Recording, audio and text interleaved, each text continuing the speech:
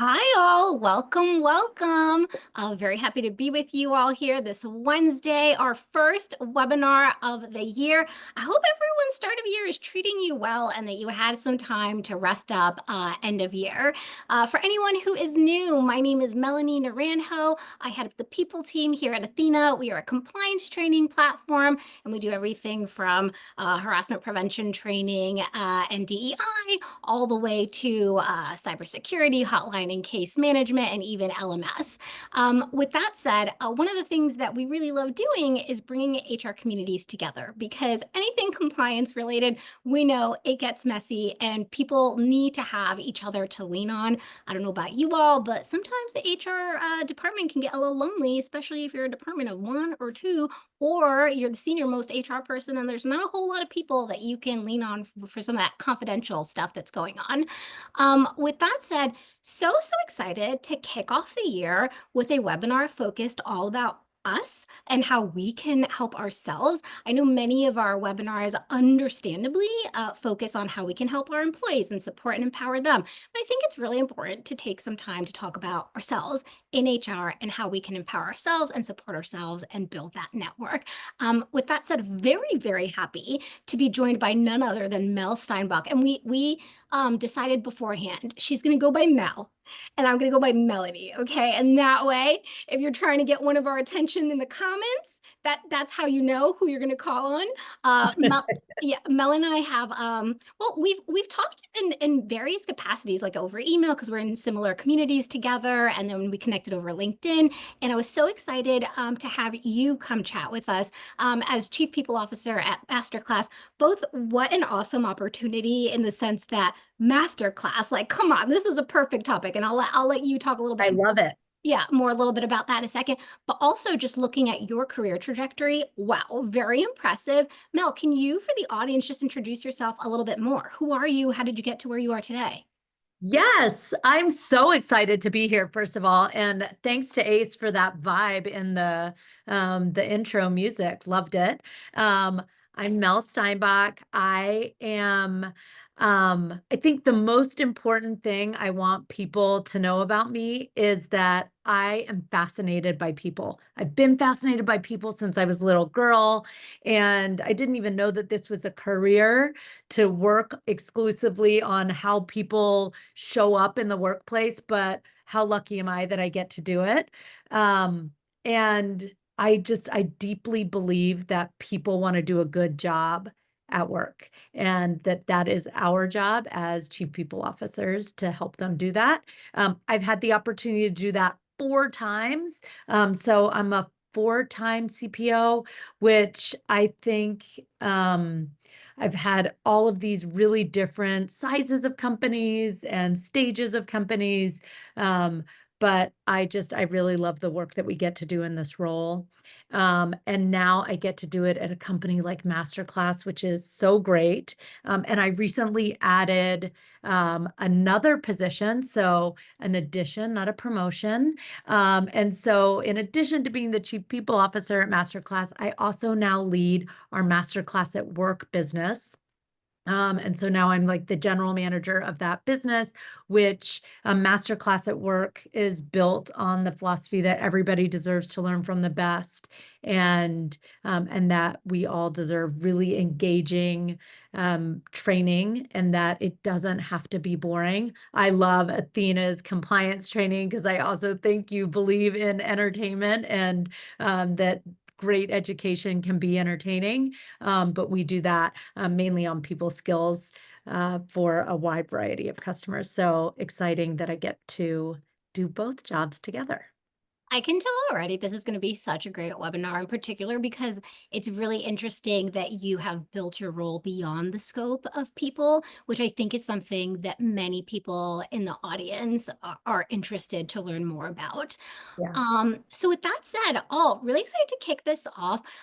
Again, for anyone who's new here, I will give you a little disclaimer and say this is a very interactive workshop series. And so know that I will be leaning on the comments. Familiarize yourself with the chat, open it up if you haven't already. And I will be asking questions. The ask is to respond in the comments, and then I'll call on certain people and give you access to unmute yourself on the back end. If you don't want to be called on, I don't want that to be a deterrent to you participating in the comments. So just put an asterisk next to your response when you comment, and that will be my cue not to call on you. I am here for all the introverts. I am here for all the people who are washing the dishes and don't want to unmute themselves. Totally fine. No worries at all. We just want to have a lively, engaging discussion. So with that said, quick agenda all, we're going to be covering lots of things, really cool stuff already from the prep call with Mel. We'll talk about common career pitfalls and skills to lean into, how to advocate for yourself, how to navigate different career paths and transitions. Maybe you're looking for work now, maybe you're thinking of switching to a new company. So how do you navigate that? And then as always, at the end, we'll leave just a little bit of time at the end for a quick spotlight on Athena, and then we'll do Q&A, and I will do my utmost to leave some time for you all. With that said, I'm going to kick it off with our customary pulse check question. So this is your first chance now to partner with us on the comments. In the comments, scale of 1 to 5, 5 being super agree, 1 being strongly disagree, how much do you agree or disagree with the following statement? HR professionals often get overlooked when it comes to things like career growth, motivation and engagement, managing burnout. Okay, always interesting watching these answers trickle in. I'm curious to know before we call on anyone, you can start mentally preparing yourselves. Mel, as you look at these responses, what's going through your mind? Are you surprised by the trend? Are you like makes complete sense? Like what's standing out to you?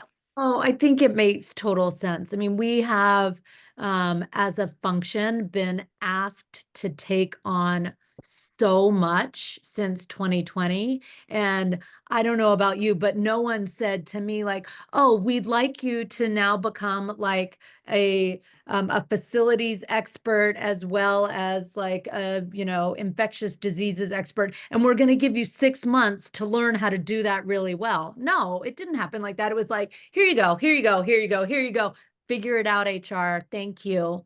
And so yeah, I think that makes it really hard for like burnout and like sometimes motivation. You're like, I don't know what to even say because I'm scared they're going to give me some other function that I've got no clue how to do. And I'm already, like juggling all these other things. Yes, Stacy, I did get a thank you, but it was like thanks. But yeah, I think that these answers are exactly what I thought they would be. All right, so let's hear from someone in the audience. I'm going to call on Nala Evans, Nala Evans. Ace on the back end is going to give you access to unmute. I'd be curious to know, you gave a 5, like no ands, ifs, or buts. It was a total 5 here. You agree we don't get enough support here. We get overlooked. I'm curious to know what drove this response for you. Did you notice it more early on in your career, later in your career, and what was the impact? Hi, can everybody hear me okay? Can hear you perfectly. I think I chose a 5 because it's something I've been dealing with, I think more prominently, maybe the last year or two. But I noticed it later in my career, as different companies started to ramp up like tuition reimbursements. I think the first time it ever came to my attention was I was getting ready to get my master's. And I asked a leader, like, hey, how does this policy work for us? And she said, actually, because we're in human resources, we don't qualify for tuition reimbursement. And that was at that particular company. So I kind of sat it out and I said, okay. And I started to just ask peers and mentors, and a lot of them called out to me like, hey, you have to own your own development anywhere you go. And then I moved on to bigger role, different company, and I found that a lot of the budget or the time that we would carve out to make sure that the people we supported got manager training or new hire training or just other things to help them continue to develop and grow and roll. We never got that time. We had to carve it out ourselves. And I noticed that it's a common theme at different companies, different industries. If you don't do it yourself in HR, no one's going to give you that time or that support. So that's why I rated it a 5. That is just wild. Can we get a +1 in the comment? First of all, can we get hearts in the comments for Nala for supporting her for being so vulnerable and sharing this example? And then +1 in the comments if you can identify with this in any way. And while I acknowledge, Nala, I think this is a particularly egregious scenario. I have to say, I don't know that I think you're alone in the sense that, like, I don't know how many HR professionals are being checked in on to see, what's your burnout, how engaged are you feeling? How can I make you feel more supported? Let's talk about your promotion, opportunities here. Yeah. Uh, no, I'm so sorry that you're going through that, Mel. It looks like you had something that you wanted to share, so I'm gonna let you chat.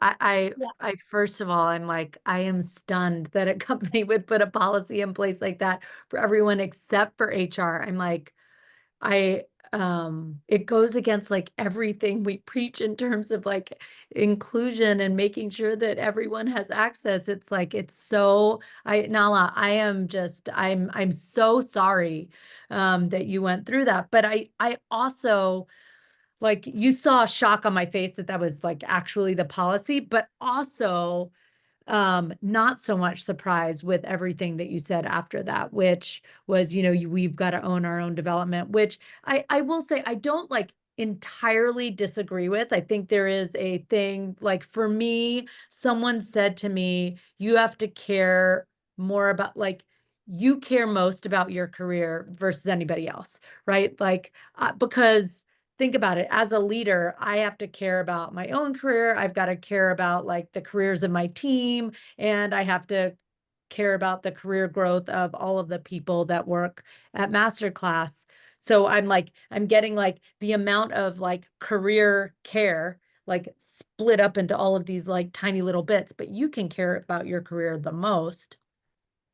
That being said, like that you have to be in charge of every little bit of your development, like that to me feels, um, I don't know, like the opposite of an engaging environment. That's like an incredibly disengaging environment.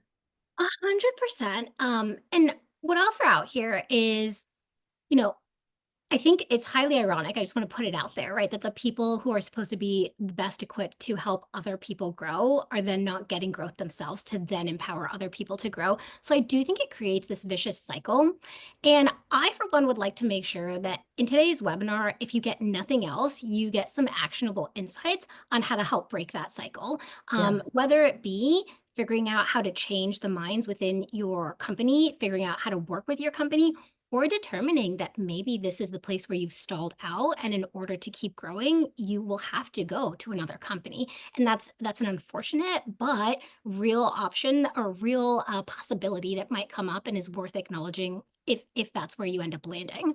So with that said, I'm going to hop into it with the first question. I promise we're going to address some of these things with very actionable steps, questions to ask yourself, all that stuff. Mel, you in particular have a very interesting career path, both because you now, your scope is beyond people, but also because, you have experience both at really large legacy companies and also in consumer tech companies like Masterclass. You started your career in recruitment, and now you have a very generalized role overseeing all of people and more. And I know from some of the questions that came in and from some of the questions that I get, this is a common challenge that many people struggle with. How do I break out of recruitment and get people to give me an opportunity to function as an HRBP? How do I break out of startup and get someone to consider me for a 3,000, 5,000, 10,000 plus company? I'm curious to know, Mel, what are your thoughts here? How did you go about going from specialized to generalized and more? Yeah. So I will say part of it is I have been really fortunate. Um, So I do just want to say that I had a few people that really took a chance on me, and that I think has made a big difference. But the reason I say fortunate versus lucky is that, like, I also put myself in the positions where I would be, um, where they could take a chance on me. What does that mean? I don't ever stop networking. Like, it is, and one thing I would tell you, all of you, is networking is not like a people think of it as like some kind of like, oh, I'm only going to network when I'm looking for a job, or I'm only going to network when I blah, blah, blah. Networking is an always on thing. It's like, it is the way that I stay sharp on everything, right? Like if I'm working through a problem, I'm like, I, I have a perspective, but I'm going to just talk to a couple of people in my network to get their perspectives because I would like to learn from them. I mean, Melanie and I were on a call yesterday. Someone was giving some like really interesting comments, and I was like, oh, I don't know that person. I'm going to try and like schedule a call with them so that I can learn more from them one-on-one. So I think, my career, if I think about, okay, how did I put myself in the place to be so fortunate? A lot of it was networking. The other thing that I would say is that I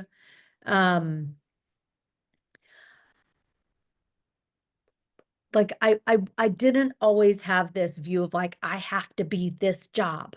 It wasn't like I have to have this title or whatever.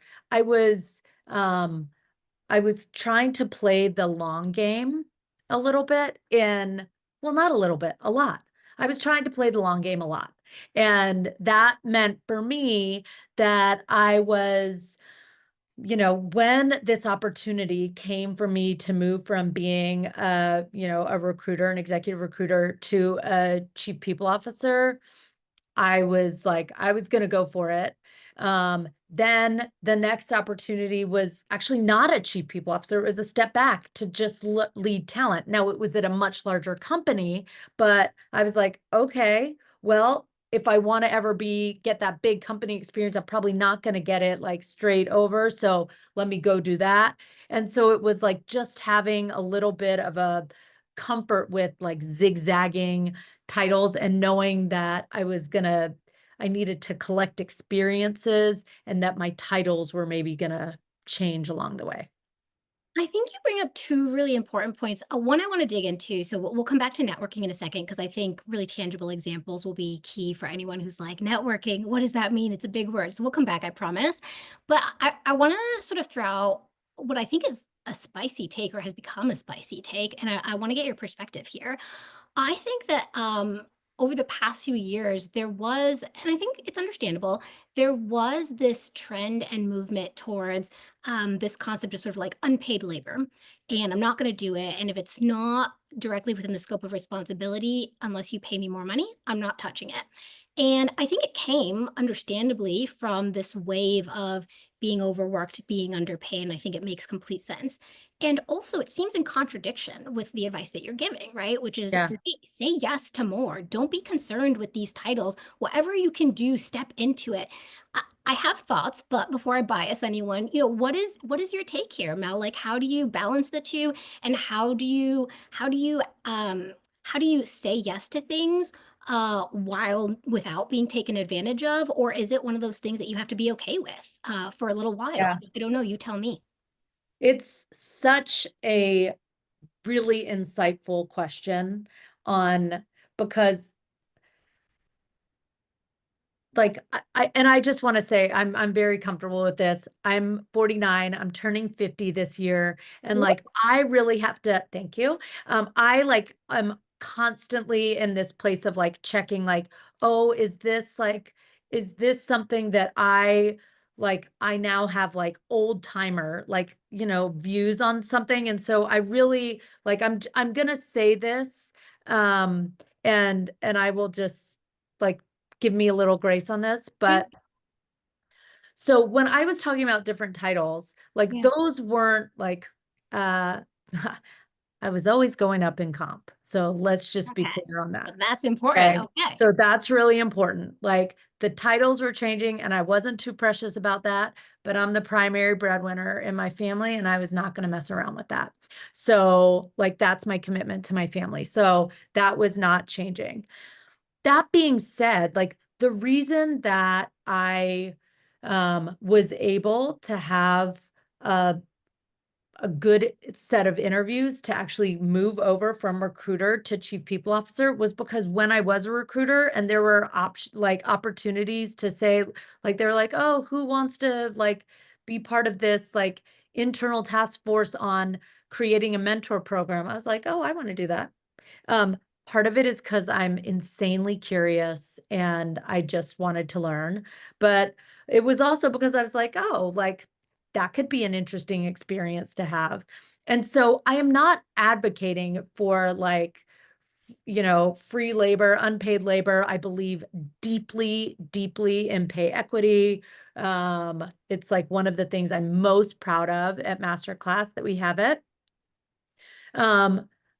And like projects are a great way to learn, right? We talk about 70-20-10 as being like the model of learning. And for those of you that aren't familiar with that model, it's that 70% of our learning needs to come in our on the job learning. But if you're only doing the same stuff you know how to do, then how are you ever going to get that 70% new learning, right? Like you're going to have to say yes to like projects or be on different like squads or whatever it is to get that new experience. Melanie, did I like step into it I or? don't think so. I think you actually had a less spicy take than I have, to be honest, which is I'll say the tough thing, and I'm not saying that anybody should agree with me. I have absolutely done work that I wasn't paid for, not at Athena, thankfully, but I have over the course of my career. But I think that the thing that made it palatable to me, first of all, I was in a position where, I wasn't responsible for, I don't know, children, for example, so I could do that. So I want to acknowledge that. But two, because I never looked at it as like, oh, I feel like I have to for the company. I always looked at it as an investment in myself. Like, I want this experience, whether you're willing to like pay me for it or not. So I'm going to do it. I'm going to learn from it. And if in a year or two you still are not going to promote me or pay me, then I'll take that knowledge that I learned and I'll do it somewhere else where they will pay me for it. So I think there is like a timeline. There's like an end date to it. I wouldn't have done it forever, but for like a year because I felt like it was something I wanted. And so that was for me, not for the company. I was okay with that. And I didn't feel like, I don't know, I didn't feel taken advantage of. I felt like Yeah. very much like I had agency in this. And I'll give an example of this for anybody who's maybe in this bucket. Because I think one of the key things to acknowledge is that there has to be both like skill and interest and also a business need. And sometimes, unfortunately, there's no business need. So you might want to do the thing, you might care about it, but your company doesn't care about it. And so I'll give an example at a previous company. I really wanted to do learning and development. I really wanted to do manager training, but I had no buy-in and there was no budget and nobody wanted me to do it. And so I got the okay to do it myself, but not to make it mandatory. It was completely optional. And then it ended up becoming this very successful thing. And they were like, oh, wow, this is amazing. Thank you. But it only happened because I was willing to do it without like making it officially part of my title, getting extra pay for it, getting the whole team. Like I was willing to take this risk. And so I say that to say, I don't think there's a right or wrong. I think it's about understanding yourself, what your needs are, what your priorities are, who you're doing it for, and then deciding for yourself what's the right move for you. I think in many cases, the right move might not be to do that. The right case, especially from a financial perspective, you might just have to say like, no, thank you. I'm going to do this somewhere else.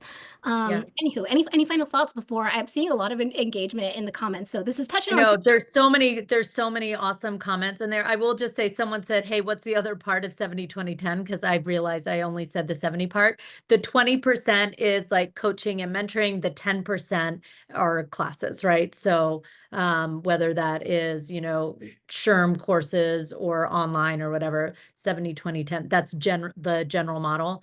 I do have a very spicy take on that, but that is for another webinar. Love Um, it.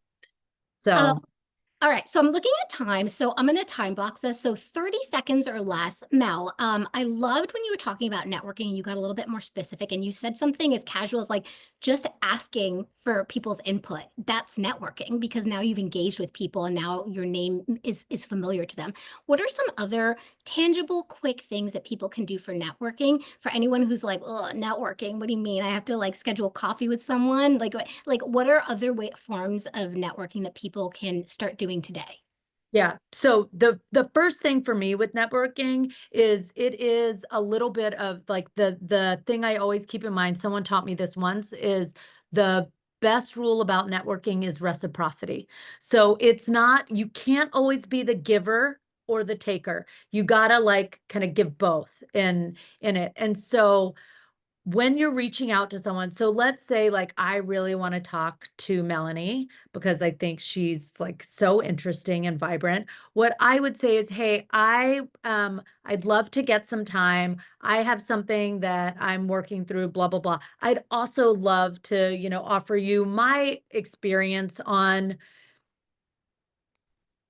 being a pet parent, and whatever. So there's this like, I'm gonna ask for something, but I'm gonna give something. If you send an email like that, it is way harder for someone to be like, oh, shove off, right? People are like, oh yeah, I'm gonna do that. If you don't give and take, I just saw someone put in the comments that they're always the giver. You are going to get resentful of that, and then you're not going to do it as well or as long. And so for me, it's always, I got to be the giver and the taker. The other thing that I do, like this is a very tactical thing, is my Friday mornings are when I schedule a lot of my networking calls. I do that because it's like I can kind of get in that mindset, and then I know I've gotten a lot of my other work stuff, because a lot of times what people say is who has time for networking? I've got a full-time job. Yes. And that networking is going to make you do that full-time job better. And so I kind of put that block on my calendar is when I put aside, and I know it's at the end of the week. So I maybe will have some good questions that I've accumulated through the week, or I'm looking ahead to the next week. So I know I can ask things in advance for that. So that's my very tactical recommendation, is do it have a specific time. And for me, Fridays work really well. Love that. I will add that for anyone who's sort of like, okay, but where do I meet people to spend networking time? I would say it's as easy as tuning into these webinars. In the comments, we have literally, I kid you not, I can see how many people are on the call. Hundreds of people are on this call.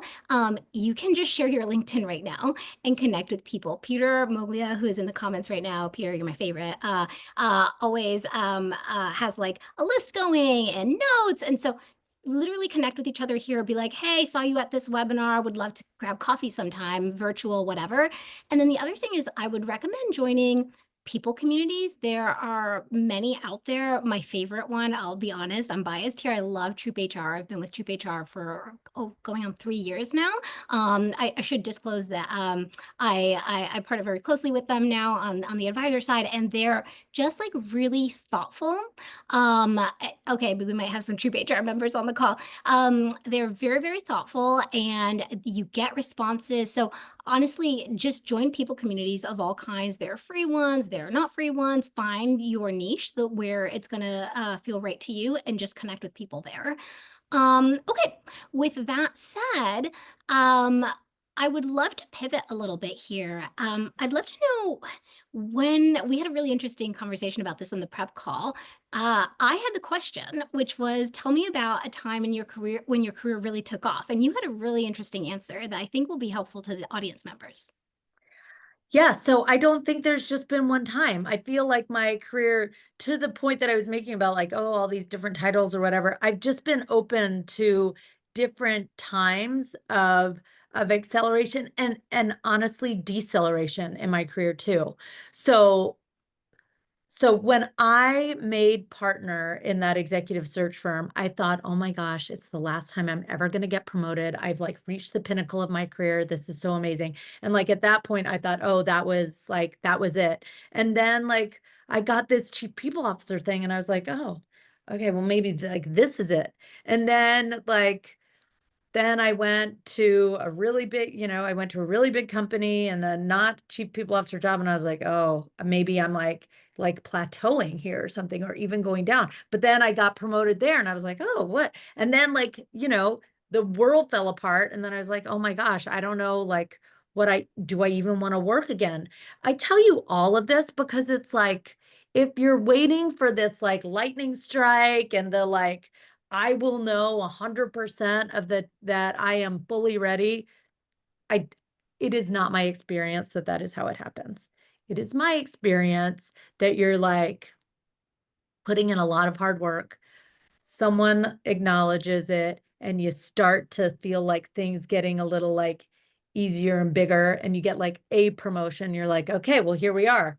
And then like maybe you don't get another one for a while, and then you're like, oh, like you just have to always, to me, the thing that I would say is like always be ready, because that next big thing might be coming. Like I didn't think that um I love Masterclass. I thought I was going to like Masterclass chief people officer was going to be the last job I ever had. And I said to my boss last year, I was like, it's so exciting and so sad for me. And he said, why is that? And he said, the sad part. I get the exciting part, but like, what's the sad part? And I said, well, I love managing large teams, and I realize I'm not going to have the chance to really do that ever again. And then lo and behold, this opportunity comes for me to also run Masterclass at work. And now I have like a team that's quadruple the size. And so I'm getting to do it all over again. And like I didn't think that opportunity was coming. So be ready. I love that. In particular, just this sort of being open to the possibility that you're not going to be able to control everything. And that's actually a really good thing, right? New things are going to happen and new opportunities are going to come to you. So be open. I feel like what I'm hearing in terms of some of the specifics here are, be open, say yes to new things. Are there any other mindsets or behaviors that you would recommend that have helped you push your career forward over time? Yeah, two. Okay, one, I mentioned this early, like insatiable curiosity. I ask questions about everything. My advice to you is when someone says stay in your lane, you tell them I don't have a lane. Like my lane is this entire business. Like wherever there are people in this business, that is my lane. And so I don't stay in my lane ever. I ask like lots of questions about all the things. And so that mindset of curiosity is really, really important. To me, it's like, again, right, to Nala's point early, like if you have to own your own development, then you better be asking a bunch of questions. And so that's number one. I would say the other thing is I was in executive search, was so awesome. And then I went to be a chief people officer, and I realized like they talked about finance all the time, and I did not know enough about it. And so I, by myself, like on my own volition, got a finance tutor. I met on Monday mornings at 7 a.m. for a year. I took finance tutoring so that I could be really fluent in the language of the business. I had a very snarky CFO at that time who said to me, I don't know, there's no TV channels on HR, but there are a couple on finance, so I think you better learn it. And you know what?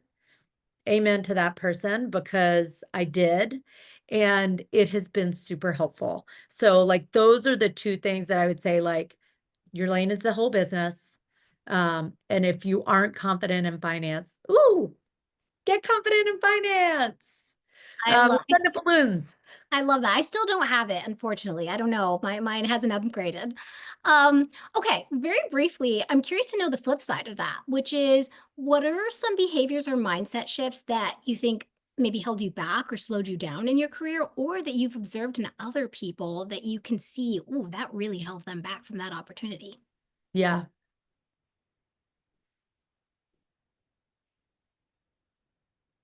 So, um, I think people who are there's some people who really know themselves as deep experts, and I worry about those people only because I think AI is going to make everyone deep experts in a lot of things. And so if you're not comfortable like being a knitter togetherer of generalist stuff, I think it is going to be hard for you. And there were times in my career where I was like, I, I mean, literally the first time they called me about that chief people officer thing, I said, I am not qualified. And they said, what do you know? What do you like? what do you mean you're not qualified?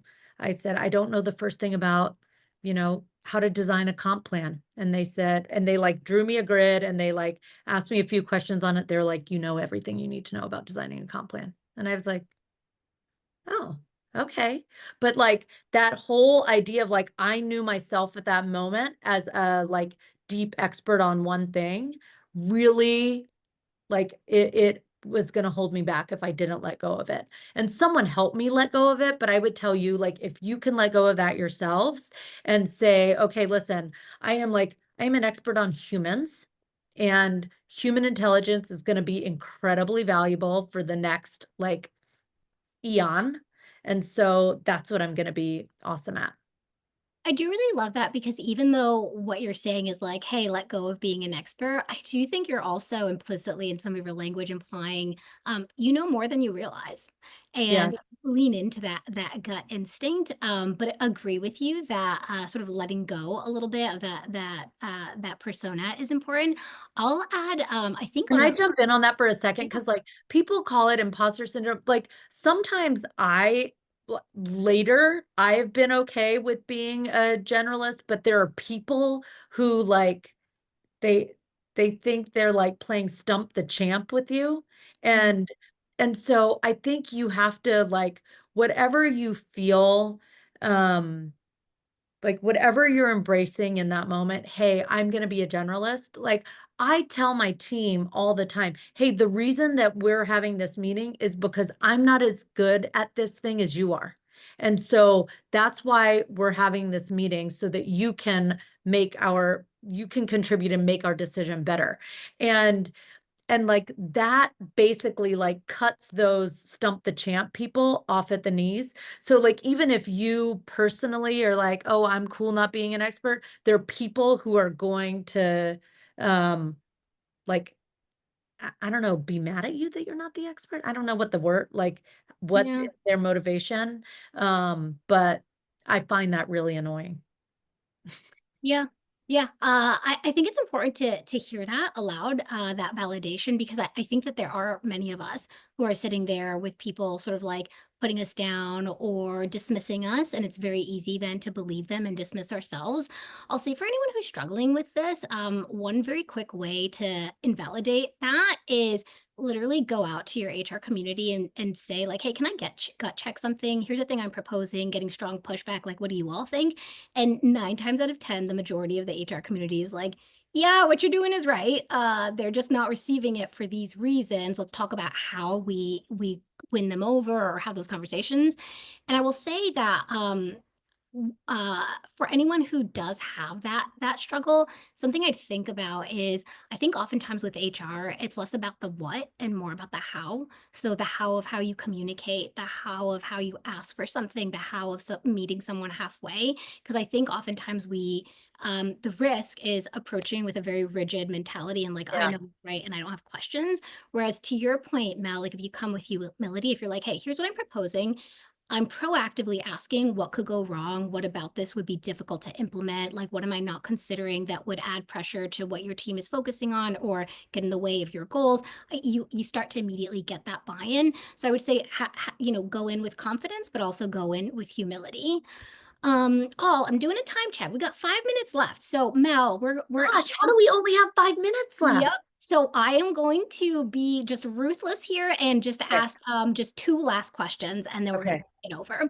So I'm going to ask the two most specific questions because I want to make sure we've got as much tangible stuff as possible for our Great. listeners. What three questions should HR professionals be able to answer on the spot at any given moment? Okay, number one, how do you make money? Like, how does your company make money? You must know that answer. You must know that like backwards and forwards. Um, Number two, what are the most important skills that we are going to need to continue to make money? I think that too often we just like focus on programs versus like broader skills. And to your point, Melanie, that is like a um uh like people get really rigid and like, okay, performance management. No, no, no. Like what is the actual skill? And like, then we can like build into that. I think that is the second most important question. And then the third is, and this is like from where I sit, what is top of mind for the CEO? Like, what are the CEO's priorities for the business this year? So like, if I don't know those, that like, I feel like I'm adrift. That priorities one is so important because I'll say it out. I'll say it very bluntly to everyone on the call. Your people goals, they can't exist without the business goals. So you need to first understand your CEO's priorities and then you build the people goals from there. If you're building people goals and then finding a way to like connect them or convince your CEO that they're important, be very direct and say you're doing it wrong. You're never going to get the buy-in. You got to start with the business goals and then build the people goals that will empower the business goals. Um, I want to take this just a little bit step further before we move on to the second question. Mel, looks like you have something to say. I do. I just have to say, Jerry Wright is on this call, and that just like brought such a pitter patter to my heart. I am so happy you're here. I've been following your career, and you have just been crushing it. I'm so excited that you're here. Thank you for saying hi. Oh, I love that. Look at all these connections happening Oh, already. it's like so awesome. I'm so happy. Love that. So for anyone on the call who is interviewing or considering a job switch, I know Yeah. I promised we would talk about this. So very briefly, I wanna take this question to the next level. How should people apply what you just shared to the interview process? How do you use this to then sell yourself in the interview process and make sure that you come across as what people are continue increasingly looking for when they look for people leaders, someone who understands the business? Yeah. So I literally ask that question in interviews. How do you make money? Can you walk me through how, you know, Athena makes money? And I think that like even just asking that question shows that you're like trying to get to like, hey, where can I create value, right? Because the question that people always ask is, what's your number one people priority?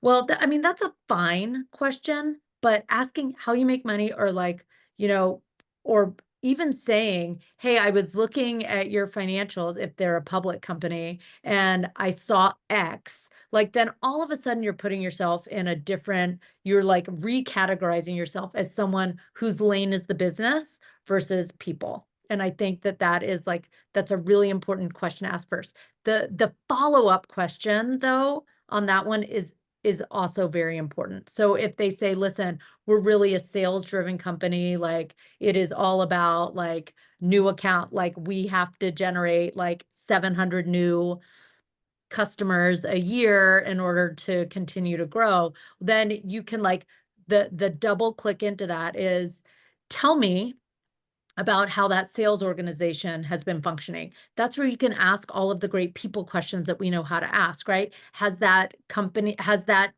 function had a stable leadership team? Have they been growing? Have they been highly engaged? You know, is it, what's the shape of that organization? Is it like very top heavy or whatever? All of those things that you can ask that all of a sudden you're like, oh, now they're like, this person isn't just asking about like engagement and like, you know, boxes in an org chart. They're actually asking about like our value driver.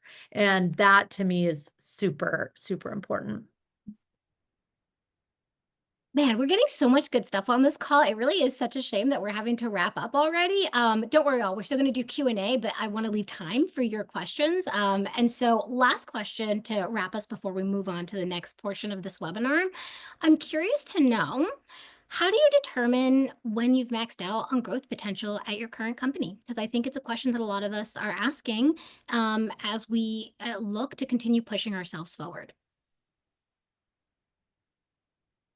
Okay, listen, like there are times when you are going to max out at your current company. And I would say you got to figure out like, is that a good thing in your entire life?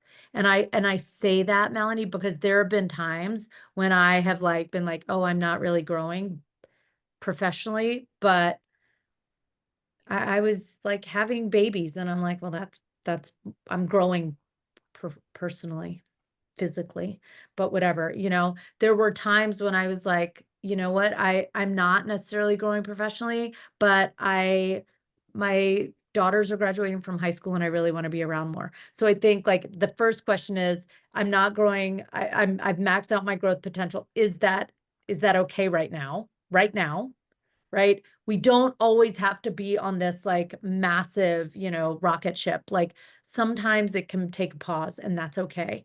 That's like one of the things like in having agency in your career.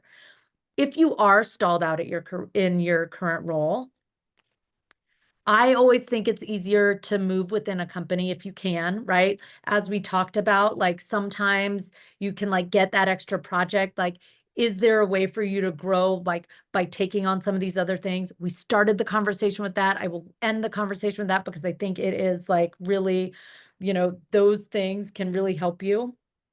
My hot take there is make sure it's something that you can put on your resume.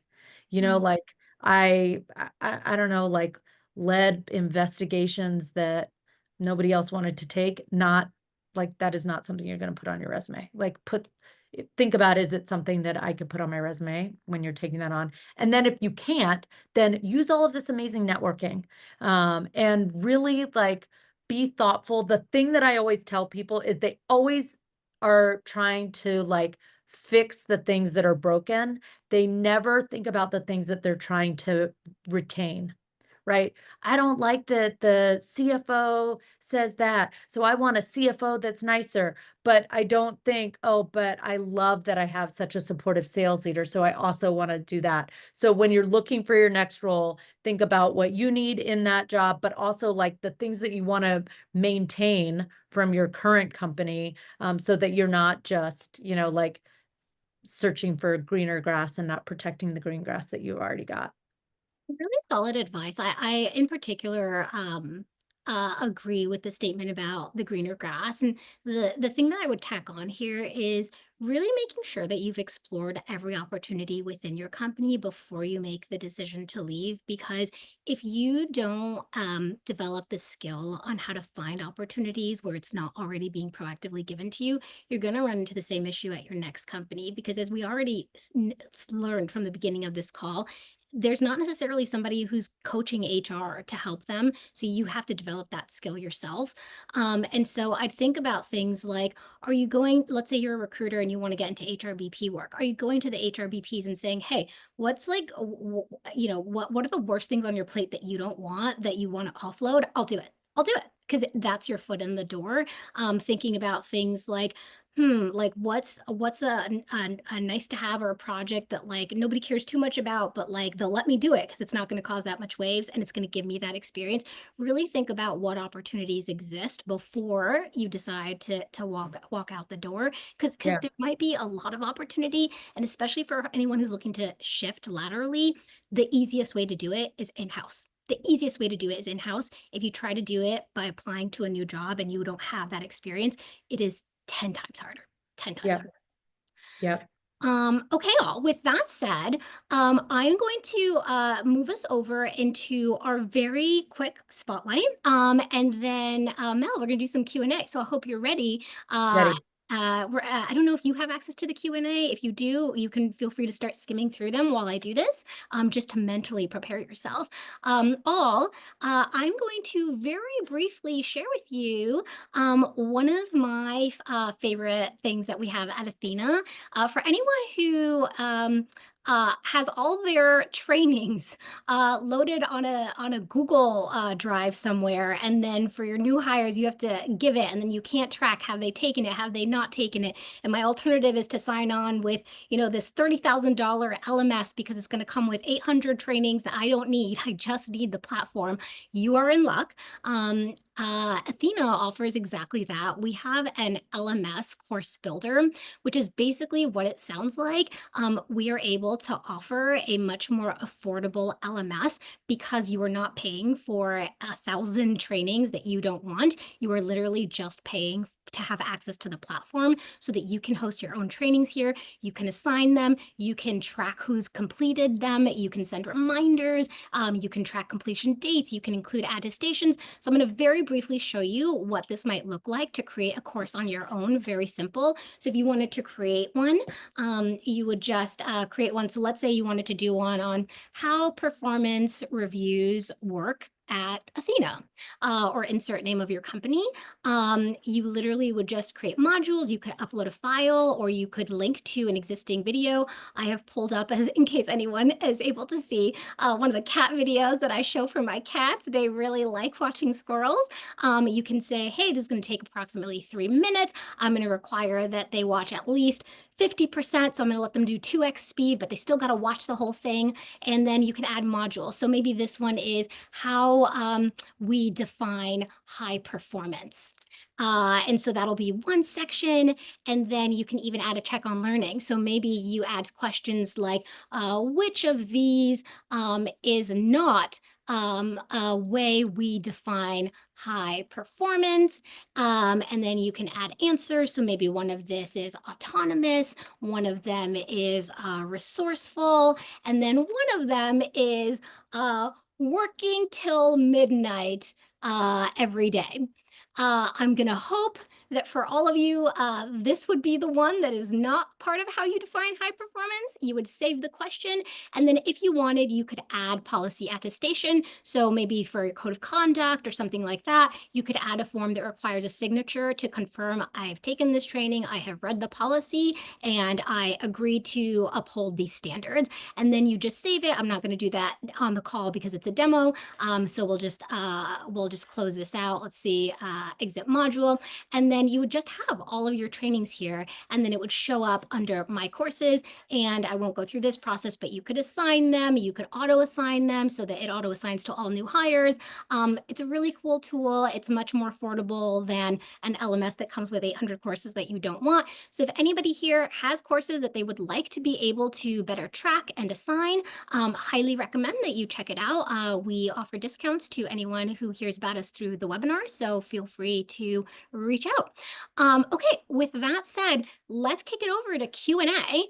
I typically go based on which one's got the most upvotes. Sorry, Mel, did it look like you were Oh, sorry. No, I was trying to write in to some of them. Oh, I love that. Yeah, type answer. I was trying to type faster. Oh, no worries. Let's go with, so this one I think has the most upvotes right now. This is from Christina.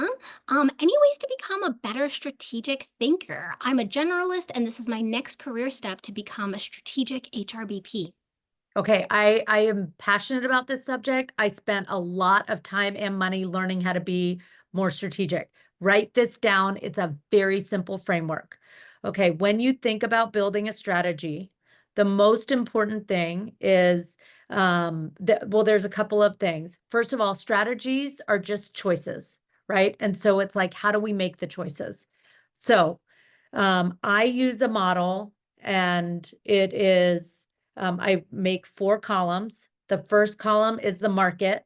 How's the market performing? What market are we operating in? Really understanding that market, whether we're in like insurance, or we're in, we are a retailer or whatever, and like knowing like very specifically about your market.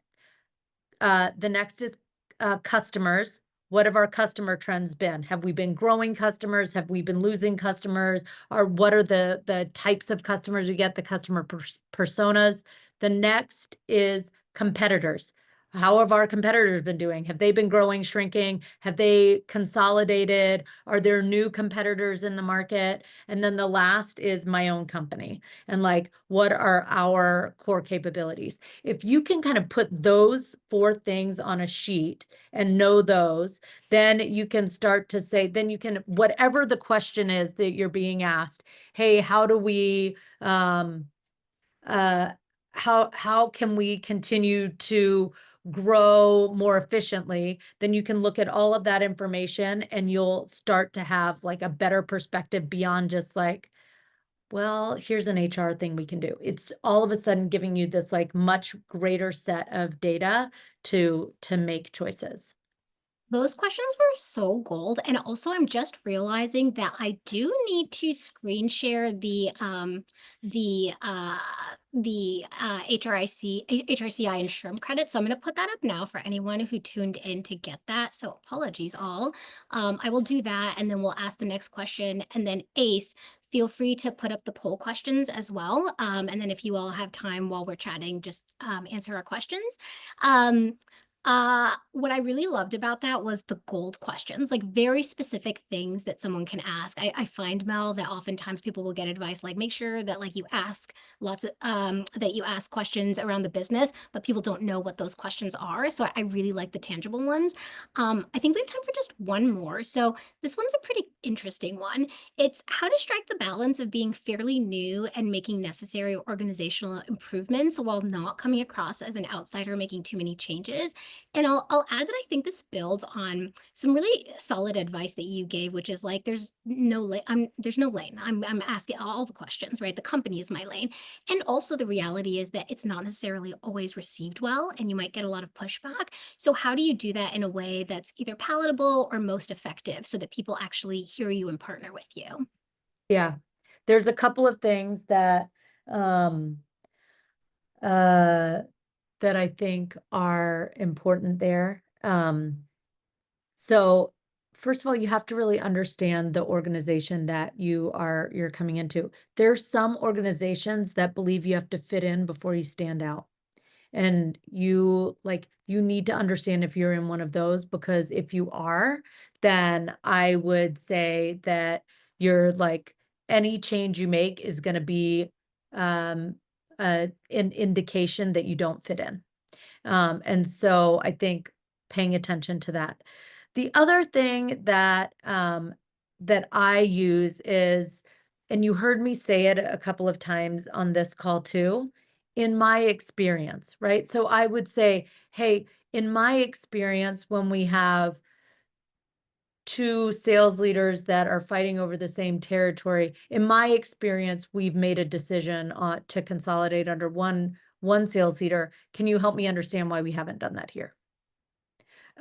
Because then all of a sudden you're saying, hey, listen, like this doesn't look right, but I'm trying to figure out why what am I missing here, without just saying, we've got one too many sales leaders, I think we should fire this one, and so like it gives you a chance to ask a question, and to get better context. I will say that I think there's a really important balance between coming in with those good fresh eyes and seeing problems for the first time, and also not really making knee-jerk reactions without fully understanding the context. And so those are some of the ways that that I've approached that.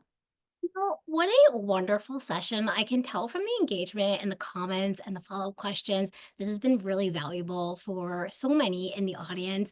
Really appreciate chatting with you. Any final words before we end the call today? Listen, we can be our own best advocates. I would say like we are people leaders. Like we need to think about ourselves. We can like dissolve the walls between our organizations, within our organizations, and we can really like, if they're going to make us own our own development, then let's effing do it together as a community. So thank you so much for having me, Melanie. You just have the best energy and you brighten my day. So thank you so much.